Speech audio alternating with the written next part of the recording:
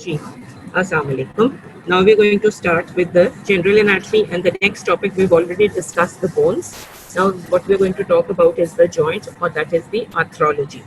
So what is arthrology? Arthrology is basically the study of joints. That is where two bones or more than two bones, they come in contact with each other.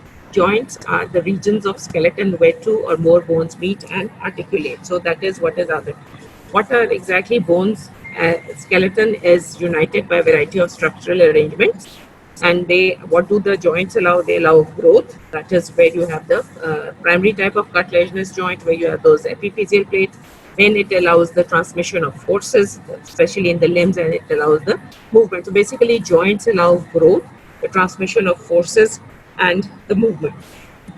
Then how can we classify joints? Classification of joints can be according to different types. Their base amount of the mobility they perform, what type of joint or the tissue structure which is there, which forms the joints, which these are the two basic things in which, according to which you can classify the joints. The structural classification. According to the structural classification, joints can be classified according to the tissue how the joint is formed. It can be a fibrous one, it can be a cartilaginous one, or it can be as a synovial joint. Then, according to, if we talk about the type of the joint which is formed by the tissue connecting the bones, is connected different ways: cartilage, tendons, ligaments, and there are three types of joints which are there. First is the fibrous type of a joint, in which the two bones are held together by the fibrous tissue. Then they can be attaching with each other with the cartilaginous type of tissue, and then they can be a joint formed between, or a bond between the two bones, according to the synovial joint. Now, if you see this picture, the first one is a fibrous joint. That is the sutures which are there. You can see that the fibrous structure is there. Then the second one is this cartilaginous type of a joint, which you basically see in the intervertebral disc. And this third picture is what you see as the synovial joint, where you see a cavity and it is lined by the synovial membrane. Then, according to the classification, according to the joint function, what functions can be performed? How can you classify them? There can be three ways. Either the joint is completely fixed, that is immovable, it is a synarthrosis. If it is slightly movable, you call it as amphiarthrosis, and if it is freely mobile, you call it the diarthrosis type of a joint. So these are the three types. So you can have no movement, a slightly mobile, and freely mobile. That is the there. If it is synarthrosis, immovable, that is a fixed joint, and basically you see these in the sutures of the skull. These are known as sutures. Then you have slightly mobile joints. These are your vertebrae, that is the intervertebral joints, which are there where you can have small amount of movement, limited at certain places in the vertebral joints. Then you have a freely movable joint, that is basically your synovial type of a joints. These are the majority of the joints that you have, and these are basically present in the limbs where you have, because there is where the maximum mobility is allowed. So those are your freely mobile type of joints.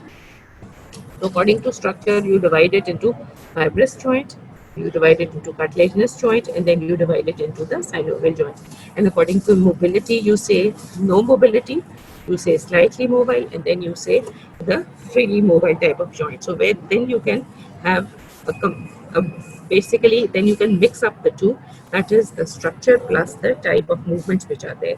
Now in synarthrosis, what you have is bone on the two sides, and that is connected by the solid connective tissue. This lacks the intervening cartilage between the two bones, and articulation is fixed and the movement is very restricted. So you're living fixing up both the fibrous joints plus your movements with low mobility.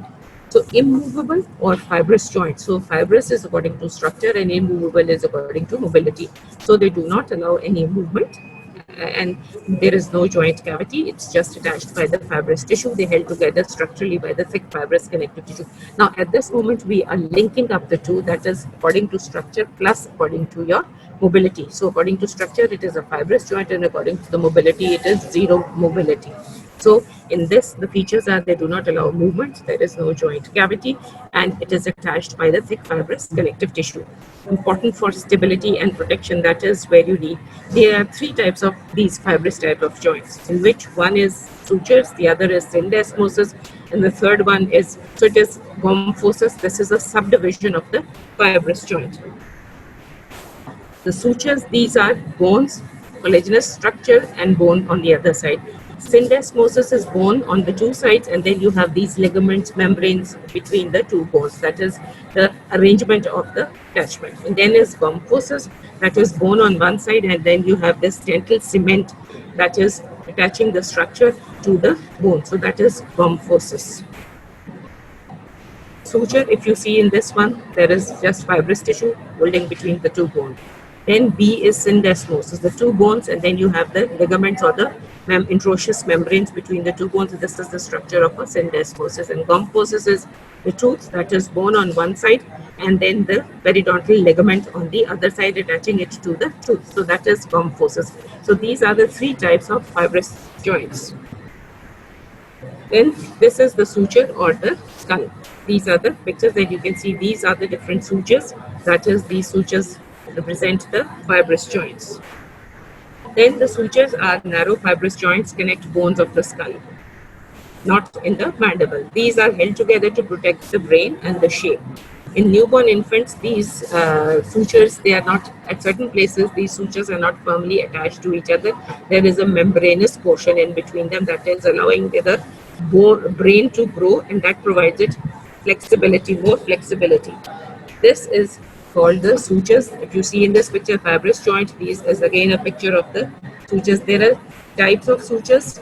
This is a plain suture, that is according to the shape. There where the two bones meet, that is plain in shape, that is interpalatal, intermaxillary. Squamous sutures, that is oval sort of a suture. Serrated, irregular joint bone, that is there. Sagittal suture, if you see the structure, then you have limbus suture between the temporal and the parietal bone. Denticulate, where you have the structure that is on the lambdoid, it's just like a appearance of a tooth. Then you have metopic suture, where you have two frontal bones, they fuse together, and then ultimately you see it as one bone. And then there's scindylisis, that is, if you see one, there is peg and socket, one thing, there is a socket, and the other fits in as a peg. So these are the different types of sutures. These are labeled according to the shape of the articulating surfaces. If you see it, then there is something what we call as these fontanelle. These are some membranous portions of the sutures. As the baby is born, there are certain areas, two anterior and posterior and two on the lateral side. These are called the lateral sutures, and the interior and the posterior fontanelle. These are membranous. The basic view of these fontanelle is that they allow two reasons. Important, they allow the brain to grow, and then during the delivery, they allow the bones of the skull to mold over or move over each other so that they can pass through the birth canal. And that is the second reason. They help in delivery or passing through the birth canal. And then even until and unless they're ossified for a couple of months, you see that this membrane will be depressed in dehydration, and if it is raised intracranial pressure, this will be raised. So it is sort of a diagnostic tool which helps it. So you have three important areas which are helpful for fontanelles. That is, they allow the brain to grow, because stimulus of the brain growth is providing the skull to grow. So then bone molding, because of the softness, bones overlap each other and allow it to pass through the birth canal. And then this after birth, till these are fused, they allow to help in dehydration and the intracranial pressure. And synostosis is fusion of these sutures from the skull bones across from the internal surface. The 20 year progresses to the old age, and that means the suture is fixed. If the suture ossifies before age, then that means the brain growth will not be there, and there will be different shapes of the skull according to the premature closing of the sutures, that is premature synostosis at different levels of the sutures. So this is the benefit of the fontanelle. You see this is the side view, the top view. You have this interior fontanelle, posterior fontanelle, phenoidal, that is the lateral fontanelle. All these are the posterior fontanelle. These are the different fontanelle that you have between the two bones. Instead of having the complete fibrous portion, you have a membrane in between it, and that gives you the helpful. Then there is gomphosis. Gomphosis is the joint which holds the tooth in a place in its socket in the upper and the lower jaw. In this, the tooth is attached to the bone. As the joint is also called a peg and socket joint by the periodontal ligament that holds it. The tooth is held together. One side there is bone, then there is a ligament and the tooth. This is the type of typical example is gomphosis, that is where you have in the teeth. Then if you see this picture, teeth lodged in the socket, maxillary, minimal movement is there. until and unless they are going to dislodge. Then the third type of fibrous joint is syndesmosis. This type is connection between the two bones is by the ligaments or the thick membrane, which is called the interosseous membrane. This is found between the lower limb bones, especially tibia, fibula, then the radius and the ulna, and they help in certain amount of movements of the limbs. That is syndesmosis. That is two bones on either side, and in between these bones are held together by ligaments or membranes. This is the third type, and this allows very little movement. So you have fibrous joint, where is no movement, interconnected by the fibrous tissue. Three types: sutures, gomphosis, and syndesmosis. Sutures are of the skull. Gomphosis is where you have the attachment of the teeth, and syndesmosis is where when the two bones where you have held together by the membrane, that is your bones between the forearm and the lower limb. This is syndesmosis. You can see the bone on the either side connected by this to membranous or the ligamentous portion. This is the fibrous joint, the three. These are the sutures. This is the interosseous membrane or the syndesmosis sutures, and this is the gomphosis. So you have the three types of suture. These provide no movement at all. Then you have the slightly movable joint. The second is the cartilaginous joint. So movability is slightly mobile, and the structure is the cartilaginous type of a joint. That is, the two bones they are held together by the cartilage. That is basically in the axial skeleton, except in the symphysis pubis. That is in the pubic bones. That is there. This allows some movements but provides less stability than the immovable joint. So something which is not mobile at all is going to be more firm as compared to this slightly movable joints. These joints are called the cartilaginous joints. They have the covering of hyaline cartilage and fibrocartilage, where the joint is formed. Hyaline cartilage is flexible and elastic bones of the rib cage. There you have the hyaline cartilage. In case of the vertebral disc, you have the hyaline cartilage plus the disc in between, that is your intervertebral disc, that is the of the fibrocartilaginous type. So you have both types of cartilage in this cartilaginous types of joints. Then this they provide stability and limited movements as well. Both the pubis and the spinal cord of the vertebral column, all this is providing pubic symphysis between the two hip bones provides stability and small amount of movements when there is relaxation during delivery, and or this spinal cord helps the vertebral column. Cartilaginous joints, there are two types of cartilaginous joints. Synchondrosis is the primary cartilaginous joint and symphysis is the secondary cartilaginous joint. The primary cartilaginous joint is bone on either side and hyaline growth cartilage, that is your epiphyseal cartilage, that is your primary cartilaginous joint. Symphysis is secondary cartilaginous joint, bone, then cartilage, then you have a small disc as you see in the intervertebral joints. This is the disc 2, you have the hyaline cartilage, and then you have this disc that is fibrocartilaginous and then bone on the other side. And if there is again synostosis, rigid bony union, there would be no movements at all. So synchondrosis is primary cartilaginous joint and symphysis is your secondary cartilaginous joint. This is primary cartilaginous joint in the limbs, as you can see in this epiphyseal cartilage, that is where the epiphysis meets your diaphysis or the metaphysis. And these intervertebral discs, this is the secondary cartilaginous joint. So these are basically the two types of cartilaginous joints which are there. Synchondrosis or primary cartilaginous joints, these joints are known as synchondrosis. They are connected by the hyaline cartilage, ossifies with age, so it helps in growth. And this ossification centers appear, and basically these are present in the long bones. They are bonded closely by specialized growth of hyaline cartilage. Phrase, slow, long bones. Fate is complete bony union or synostosis, and that is as long as the hyaline cartilage of this primary cartilaginous joint is going to grow on, it is going to allow the bone to grow, so it helps in the growth of the height of the person. You see in this picture, this is epiphyseal cartilage, this humerus, and this is the epiphysis of the primary cartilaginous joint.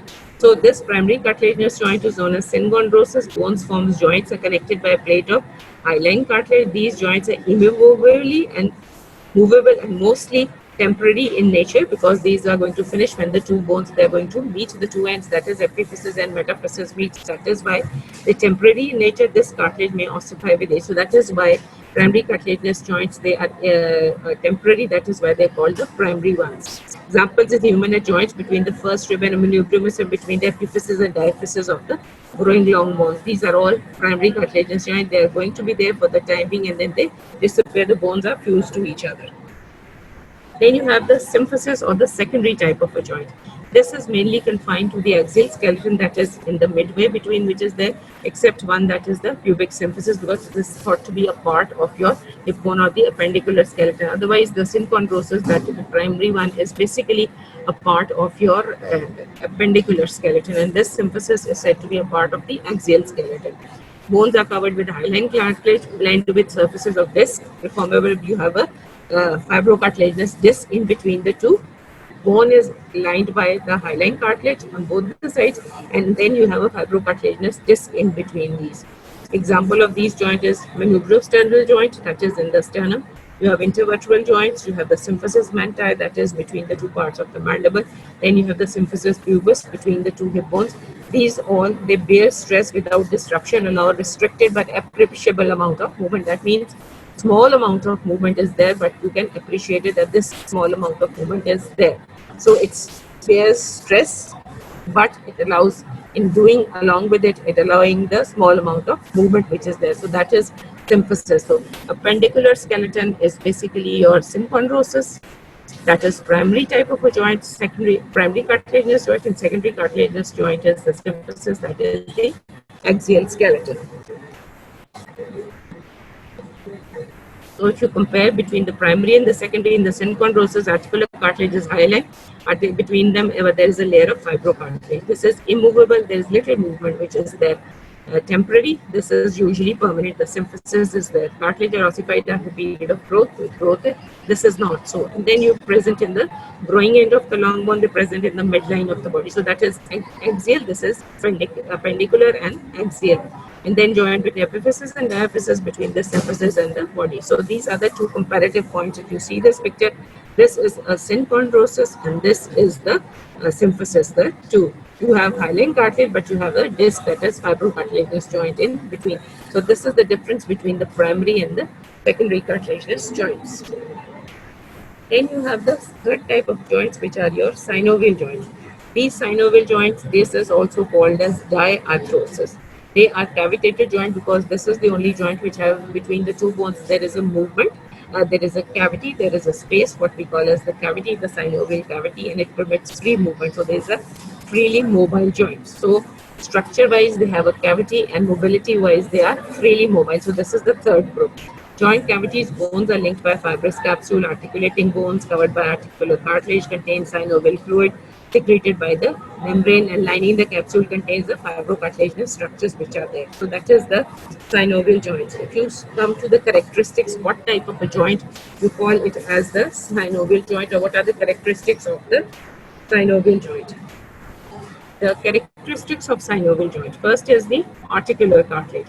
That is, you have the articular cartilage, which is the hyaline type of a cartilage which covers the articular surfaces. Then you have a fibrous capsule which covers the two articulating bones. That is, interlacing cuff of white collagen fibers, some elastic fibers around the articular surface perforated by the nerves and vessels. The thickening of this capsule may produce intrinsic capsule, or the muscles may help out the stability of the joint. So this is the second point. Then you have accessory ligaments that is separate from the capsule, that is they can be intra or extra capsular. They are cruciate ligaments, ligamentum teres, all these of the lower limb, they help into stabilize the joint. So you have a articular cartilage, you have fibrous capsule, you have accessory ligament. If you see this picture, you can see the points. You have the two articulating bones. Then you have this joint. Joint is covered by the two bones are covered by the articular cartilage. Then the articular cartilage has this capsule. As you can see, it is labeled on the outside. Certain places, the thickening of this capsule is going to form certain intrinsic ligaments which are there. Then you can have extrinsic ligaments that can be other than the capsule. They can be intracapsular or extracapsular ligaments, that is inside the capsule or outside the capsule. Then you can have a synovial membrane. This lines the capsule. If you see this This reddish in that is the synovial membrane which lines the capsule, that is the synovial membrane. Then it does not, articular areas does not cover the cartilage, but it lines the tough tissues that is inside the capsule. This is synovial increase in number size with age. Alar folds may have fat, articular fat pads in them. Then you have a synovial cavity, that is in between the two articulating surfaces. You have a cavity which is lined by the synovial membrane inside the capsule. There is a synovial fluid which is secreted by the synovial cavity, which helps in lubrication. Basic function of the synovial fluid is to act as a lubrication, that is avoid friction between the two articulating bones. Acts as a lubricant, so the way you avoid grease to joints, the two articulating surfaces, synovial fluid acts as that, and it also helps the nutrient to the articular cartilage, because you know cartilages are avascular. They do not have any blood vessels, and the only supply or the nutrition that comes to them is through your diffusion from the synovial fluid. So that is why this synovial fluid is a nutrient to the articular cartilage, and it also helps lubrication. That means it does prevents friction of the joint. Then you have articular disc and the menisci. Disc is the fibrocartilage which lies between the two bones which are there. They are present in certain joints. Sternoclavicular TM joint has a disc in between. Then you have menisci. Menisci is also a fibrocartilaginous structure which is incomplete, remember, devoid of synovial membrane. It lies in between the two bones, and it is the way you have the menisci in case of the lower limb. The function is acts as again shock absorbers, and they strengthen the position of the joint. That is, it provides a closed back position. At times it deepens up the cup for articulation. Then is labra, that is fibrocartilaginous annular lips attached onto the wall of the articulating bone which is there, and provides, it deepens up the articulating surfaces, so to hold the articular socket and help the stability of the joint. Right? If the two bones are, one bone is having a deep cup and the other is fitting into it, that is going to provide it a deep firm attachment with the other, so it is going to be a closed back position. That is why we call it the labra or the lips. See in this picture, no. If you see, this can be the meniscus. These are the menisci which are there, or it is C-shaped there, fibrocartilaginous in structure.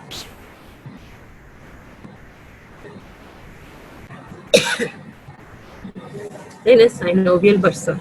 Sac-like synovial fluid membranes, they are in joints, may not communicate with the joints. They are inside the joint or they are outside the joint, not communicating with the joints. They again prevent the friction. Then is intra-articular structures which are there, that is certain joints, the ligaments can be there, certain muscles can be there, they can be present inside the capsule. There can be certain tendons, that is detachments, fatty pads can be there, articular discs can be there, articular menisci. These are all intra-articular structure. They can be the labra because they're inside joint, that is why they're labeled as intra-articular structures. They can be ligament, dense fibers, unstretchable collagen fibers, elastic ligaments. All these structures which lie inside the joint cavity, that is inside the capsule of the joint, they are called the intra-articular structures. So these are the characteristics of synovial membrane. That is, when you're asked what are the characteristics, how do you label a joint, and you don't call it the fibrous joint or the cartilaginous joint, is all these features. It is the articular cartilage is there, hyaline characteristic, fibrous capsule is there, then you have the accessory ligaments which are there,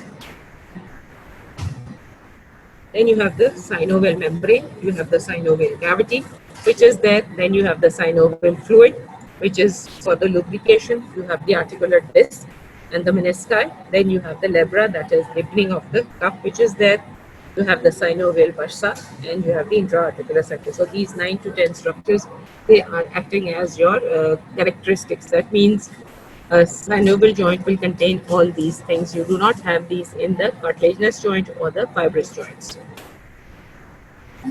What is the blood supply of the synovial joint? Is periarticular arterial plexus that is going to supply to the joint. Innervation is movable joint is innervated by articular branches of the nerves that supply the muscles. acting on the joint, and they also supply the skin covering the joint, that is according to the Hilton's law. So nerves supplying the muscles and the skin around the joint, supplying to the joint, that is Hilton's law, and that is, these are the articular branches. So that is the innervation of the joint. Then you have the classification of the synovial joints. How can you classify the synovial joints? We classified the fibrous joints as the sutures, syndesmosis, and the rhombosis. These were the three. Then we classified the cartilaginous joints as primary cartilaginous joints and the secondary cartilaginous joints. Primary are temporary, they finish off, and secondary are the permanent ones. Then in the fibrous joints, you saw the sutures in the skull. Between the two bones of the upper and the lower limb, you have the syndesmosis, and rhombosis is the joint between the tooth and the mandible or the magna. Primary joint is the epiphyseal cartilage, second cartilaginous joint, and secondary is between the vertebral column, between the symphysis manti, between the pubic symphysis, all these, that is in the axial skeleton which is there. So basically that is the primary joint is in the appendicular skeleton, and axial skeleton is all the secondary cartilaginous joint except your pubic symphysis, which is because hip bones are a part of the appendicular skeleton, so that is said to be an exception, otherwise it also lies in the mid level. Then coming to the synovial joints, majority of the joints, they are the synovial joints. That is, they are freely movable joints, and they are classified structurally as synovial joints. Synovial joints allow for greater mobility but are less stable, because the greater the movement is, more chances of dislocation. Examples: wrist, elbow, knees, all these are your joints. So they allow greater mobility, but they are less stable as compared to those which are fixed or slightly movable. Three main structural components are found in all synovial joints. Those are a synovial cavity is going to be there, articular capsule is there, and the articular cartilage is going to be. Naturally, bones are going to be there, but you have a cartilage which covers it, you have an articular capsule around it, and you have a cavity in it. If you do not have a cavity, you don't call it a synovial joint. That is the biggest identifying feature. These are the synovial joints are also labeled as diarthrosis. Diarthrosis is freely movable joint or synovial joint. These joints permit maximum movement between the bones which are involved. They are also called as diarthrosis and are further classified into 6 depending on the kind of movement. You can classify them according to the structure, and you can classify them according to the movements or the axis in different ways. According to the structural classification, how can you classify the synovial joints? You can, again, it is the different shapes of the articulating surfaces according to which you classify these joints. First is plane, that is the articulating surfaces is plane, that is intertarsal and intercarpal joints. Then it is a hinge joint, again interphalangeal joints. It is just two-way movements which can be there, ankle joint, elbow joint. Pivot joints, that is, one is a ring, the other things rotates into it, a ring, and that is a pivot rotates in the ring, that is called a pivot type of a joint. Then it brings, there are two, either the ring rotates or either the pivot rotates. So you can have those two different, but both are still pivot joints. Then you have these bicondylar joints, that is two condylar movements, that is two cavities form, and that is why you are called the two condyle, because you have two articulating condylar surfaces. That is knee joint, temporomandibular joint. Then you have a saddle shaped joint, that is the way it is sitting on a horse, and then the bone, that is the saddle shaped joint. The carpometacarpal joint, one articulating surface is concavo-convex, and the other is the bone which is fitting into this concavo-convex bone. Then you have an ellipsoidal joint where the two articulating surfaces are elliptical. Ball and socket joint, one is a deep cavity and the other is a ball type of a joint which fits into that socket. You see all these pictures. This is a plane type of a joint. First, the two articulating surfaces are plane. Then this is a hinge type of a joint where you have the radius and the ulna. Then you have a saddle-shaped joint. That is, one has concavo-convex surface and the other the first metacarpal. This is the first carpometacarpal joint. This fits into it. This is a that. Then you have this condyloid type of a joint. That is called Quemet's flexion and extension. That is the condyle type of it. Not exactly a condyle, but this is the atlantoaxial joint. that is the condylar type of a joint. There is a ring in which this central portion, the socket or the dens, that is going to articulate. So either the ring is going to rotate or the axis, the center portion, that is the dens, this acts. This is the atlantoaxial joint between the first and the second cervical vertebra. The dens acts as the axis, and it is the ring which is going to articulate around it. And in the superior radioulnar joints, you have again this type of a joint in which the ring is going to be stationary, where in this the ring is moving and the central portion is stationary. In that the radioulnar joint, in that the central, the head of the radius, that is stationary, whereas the annular ligament in which the bone is articulating, that is going to rotate. So basically both are the condylar type or the peg type, this joint here, get this called this pivot type of a joint, but the thing one in with this one moves and the other type it is the other thing which is going to rotate. So this is that pivot type of a joint, and this is a hip joint, that is the ball and socket. One socket is the deepening between the articulating bone, and the ball is the head of the femur. So these are the different types of synovial joints where you have the different shapes, and they are according to the resemblance of the shape, they are called the different types of joints. Right? Then types of freely mobile diarthrosis, that is the joints where movements which are freely mobile, that is ball and socket joint, permitting movement in all directions. According to the movement, you can classify hinge joints just in like a door opening and closing. It allows two kinds of movements, that is it is permitting the movement in two directions, that is in and out, and this ball and socket is moving in all directions. So this is according to the mobility. So if you see this picture, this is ball and socket, this is an ellipsoid joint, this is a saddle shaped, and one is concave and the other is convex. Then you have the hinge joint, that is the two bones just going in and out, and this is the pivot joint. One is the ring and the other is the structure which is rounded structure inside it. Then you have this pivot joint. This is also called the rotatory joint, one bone that can swivel around a ring formed by the second bone, the way you have in the radioulnar joint or the atlantoaxial joint. Both are pivot joints. Then you have the gliding joints, which just glide small but without rotation. That is, they just move on each other, the two bones. These are two axes, limited movement. It is a wrist type of a joint. Then you have a saddle type of a joint. Saddle type of two bones. One has a convex surface while the other has the convex surface and does not allow the rotation. It enables small amount of movement back and forth. These forms what looks like a rider on a saddle. The way you, when you are sitting on a horse, it goes forwards and backwards. The person, that is the way the movement in the saddle. It does not allow rotation, but it's just going forwards and backwards. And this joint is like your first sapometacarpal joint. That is the joint between your thumb and the bones are the carpal bones. That is the typical joint. Condyloid joint allows movement but no rotation again, bending and straightening, that is their side to side and circular movements. One of the bones has oval shape or convex, that is basically the convex surface is always called the male and the concave surface is always given the name as the female surface. Finger joints and your jaw and the flesh, this is condyloid type of joint.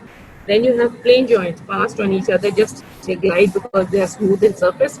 So they are going to just glide on each other. These are on the plane joints lying on the bones. So wrist and foot, collarbone, shoulder bone, all these are plane joints. Then you have bicondylar joints. Predominantly they are uniaxial with the main movement in one plane, but with limited rotation about the second axis. So they have two movements, two types of movements. One is more and the other is less.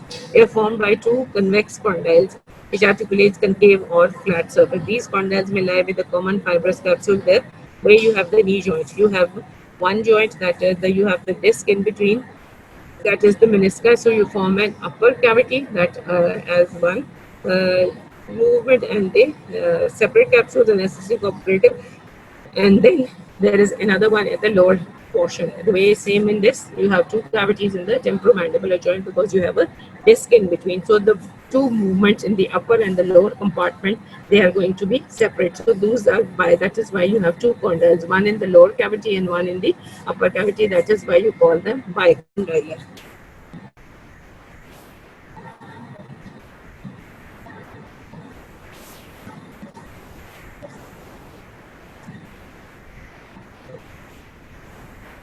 So you see these articulating surfaces, plain joint, this is the hinge joint, going just in and out, this is the pivot, rotation, then that is ellipsoid, this is a saddle shaped joint, first carpo metacarpal joint, then at the shoulder joint you have this ball and socket type of a joint. Then there is the base on the complexity of the organization, number of the articulating surfaces and the presence of the disc. It can be called as a simple joint, just two bones articulating with each other. They are called the simple joint. They can be homomorphic or heteromorphic. Homomorphic are those which a shape of the articulating is similar. That is, if it is plain joint, both the sides, it is going to be a homomorphic type of a joint. If it is heteromorphic, that is the two articulating surfaces is different in feature, they are called the heteromorphic. One is concave and the other is the convex type of a joint. That is bone, it is going to be called the heteromorphic type of a joint. So, though articulating surfaces, both which are same, that is called the homomorphic joints, and the heteromorphic joints, which are concavo, convex. These are heteromorphic. That is, they are different. Hetero is different. Homo is the same articulating surfaces. Then you have compound joints. Compound joints are more than two bones which articulate with each other, the way you have in the knee joint and the elbow joint. Then you have complex joint with this intramuscular disc. If you have two or more articulating surfaces with a disc in between, that is called a complex joint. Simple joint is two articulating surfaces, compound joint is more than two articulating surfaces, and complex joint is more than two articulating surfaces with a disc in between. That is the way temporomandibular joint and the knee joint. This is if you see the complexity of organization, what is the structure, how complex or simple it is. Simple joint, if you see just two bones, compound is more than two bones which are articulating. So you have this radius, ulna and the humerus, and then you have this complex in which you have the disc in between. So two joint but the disc in between. So that is called a complex joint. This is what we mean by complexity of organization.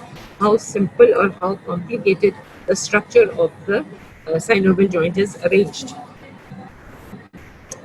Then you can classify based upon the degree of freedom of movement, how free, mobile these joints can be, depending on the number of axes. That means you have three axes basically, vertical, anteroposterior and transverse axes. So according to this, depends on the number of axes on which the joint moves, the type of movements can be possible. So you can call the different bones. Sliding, gliding movements, you can have angular rolling movements, you can have a uniaxial movement, just one axis, that is a hinge type of a joint, you can have biaxial, around the two axes, you can have multi-axial joints, that can be three axes, that means on all directions, that means it can be vertical, longitudinal, horizontal, transverse, all these joints, the movement is happening at all, that will be a multi-axial.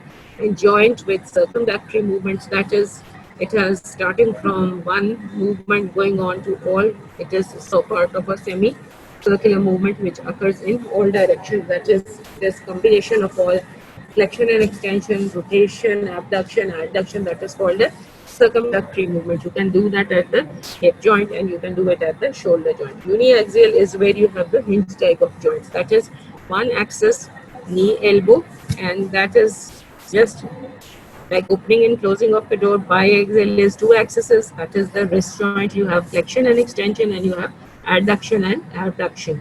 So that is why it is called the biaxial joint. And then you have the multi-axial around different axes. You see this movement is occurring at transverse axis. This joint is called the flexion and extension. Anteroposterior axis is adduction or abduction, either towards the center or away from the center. Towards the center is going to be the adduction and away from it is the axis is going to be abduction. And vertical is your rotation, medial or the lateral rotation. So this is the movement that we call as the according to the freedom of movement which is there. Then you have these articular movements. Different types of movements can occur. It can be a gliding movement, it can be an angulation, circumduction, rotation. The combination of many varieties can be there. You can have translation, angulation, flexion, abduction, adduction, circumduction, rotation, adjunct rotation, conjunct rotation. Rotation can be a pure independent rotation or it can be a part and parcel of the flexion or the extension. So if you have rotation, which is a conjunct rotation, that is an independent one. Adjunct rotation is something which is going to be a part and parcel of the other types of rotation movements. It's not independent. See all this. What are the factors which are stabilizing a joint? These are certain factors which are around the joint. So let's go at the back. So you can classify the joint according to three ways. One is classification based upon the degree of freedom of movement. Then you can have complexity of organization, that is how much movement you can have, on in what direction of axes you can move. Then you have on the complexity, how much complicated or simple the arrangement of the joint structure is. Then is you have on the complexity, and then you have the structure that is there. If you see, these are the different types of joints, types of the synovial joints, that is freely mobile diarthrosis, that is the structural classification that is there. So you can classify them in different ways, and then you can have what are the um, characteristics of the synovial joint. So these are all important things of the synovial joints, which you can get as a different question.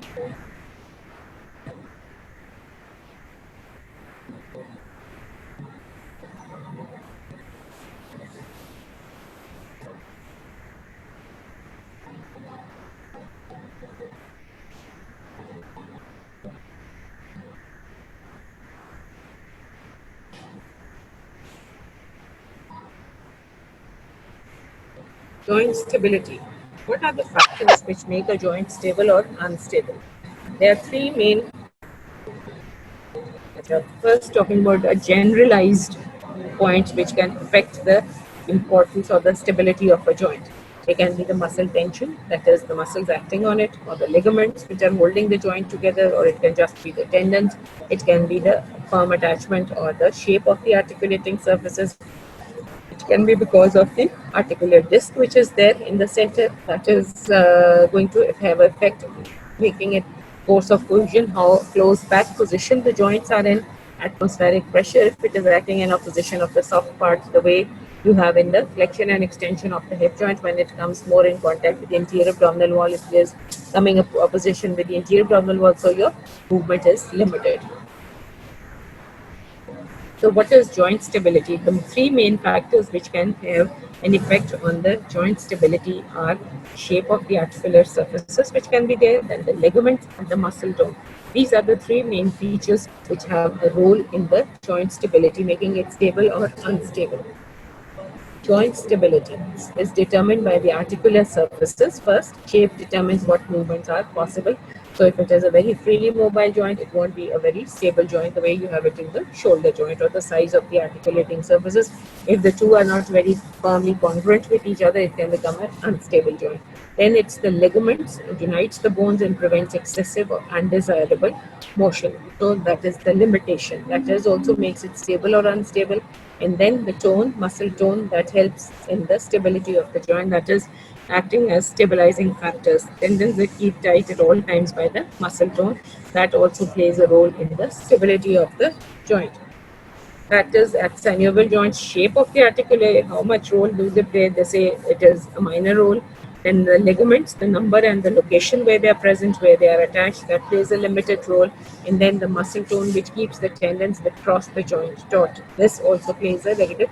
They said that extremely important in reinforcing shoulder and knee joints and arches of the foot is the muscle tone or the tendon. So that is a very important factor. So the stability of the joint, basically articular surfaces play a role in determining overall movement of the joint, but have limited influence on the stability of the joint. Whereas ligaments also unite the bones, direct movement and prevent excessive or undesirable motion, but dense connective tissue stretch about 6% before the snap, stretching, loosening the joint. So this also has a minimal role, and muscle tone is the most important stabilizing factor of the joint, which makes the joint stable. The tendon, in conjunction with the muscles, monitor the position of the joint and thorough stretch receptors and proprioception receptors and send sensory information to the central nervous system. Motor stimulation is promoted by CNS to provide appropriate muscle tone and to stabilize the joint's various position and under various stress. That is, it keeps the joint in position. You have a proprioceptive movements and you have the sensory movements which send up and they make the tendon to be fixed, and then they allow the joint to become stable, and the tone of the muscle, that is, it makes it fixed, and then it allows the stability of the joint. So these are the three factors which out of which the muscle tone is the most important factor, which is helping the stability of the joint. So that was about the articulating surfaces or the joints which are there. So we said there are three types of joints, that is, according to structure, we have fibrous joints, the cartilaginous joints, and the synovial joints. According to mobility, we have immobile joints, so it was the fibrous joints, slightly mobile joints, that is the cartilaginous joints, and then you have the synovial joints, which are freely mobile. Then the fibrous joints, the structure is they are fibrously attached with each other, and there are three types of fibrous joints. How do you classify fibrous joints? That is sutures, then you have the syndesmosis, and then you have the kyphosis. That is the three types of suture, the fibrous joints. Then you have the cartilaginous joints. You have primary and secondary cartilaginous joints. Primary cartilaginous joints are temporary. They are present in the appendicular skeleton, that is your epiphyseal cartilage. They help in the growth of the bone. Then you have your the axial skeleton. There you have the symphysis, that is the secondary cartilaginous joint, and that is the temporary permanent type of the joint. You have it as in the intervertebral disc. You have the symphysis plantae. You have the pubic symphysis. All this and the temporal this all these joints, they are your secondary cartilaginous joints. Then you have the majority of the joints. These are your synovial type of the joints, which have a cavity, which are the articular surface, which are lined by the synovial membrane. These are majority of the joints of the body. They are freely mobile, so they can be stable or unstable. They can be classified according to the structure, plane, condyloid, hinge type of a joint, ball and socket, pivot type of a joint. All these are according to the shape. Then you can have the axis on which they act. It can be biaxial, multi-axial, circumduction, all angulation, rotation, all this that can be there. Then you can have on the complexity of the arrangement. You can have a simple joint, you can have a compound joint, you can have a complex joint. So these are the 3-4 things on which you can classify your synovial joints. And then the factor which is stabilizing the joint is basically your muscle tone, but 3 factors play a role. That is the articulating surfaces, minimal role, ligaments, they play a small amount of role, and then you have the muscle tone. That is the most one which keeps the joint stable. So that is the maximum stable joint. That is helps into the stability of the joint. So this was about the different types of joints. These are the different mobilities of the joints, the articular movements, different types of movements can be there according to the axis that can be there. Then we have degree of movement, how much can be complexity of organization can be there. Then you have the shape of the joint that can be there, types, movable diarthrosis, structural. Then you can have classification of synovial joints. Then you have the blood supplies, your periarticular plexuses, and the muscles and the skin, which is supplied by certain nerves that supplies the articular branches, that also gives to the joint. That is what we follow as Newton's law.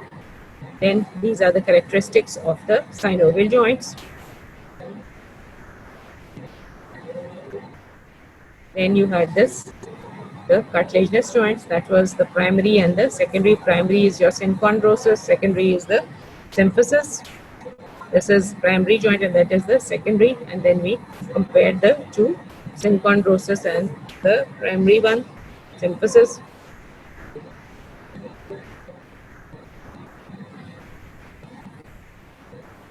Cartilaginous joints, then this fibrous joints, you have the joints, the 3 types. These are the sutures, the A picture, then you have the syndesmosis, and then you have the kyphosis. Between the membranous structure between the 2 bones, then you have the syndesmosis, that is the kyphosis. By the ligament it holds the tooth, and then you have these sutures. Then we talked about the fontanella, what is the significance of these fontanella before birth and after birth, and the different types of shapes of the sutures. These are called the sutures, and they are immovable.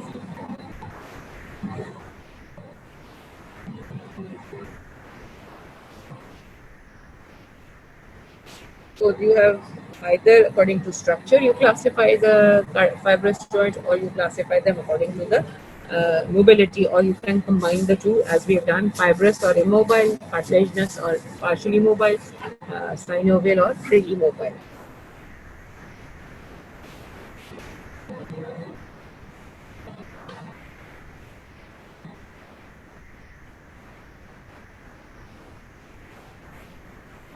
So that was about the joints. Next time, inshallah, we'll talk about the muscles. We'll revise the muscles. So give it a reading. Sorry, the what you call it, the cardiovascular system. Because muscles we have already done.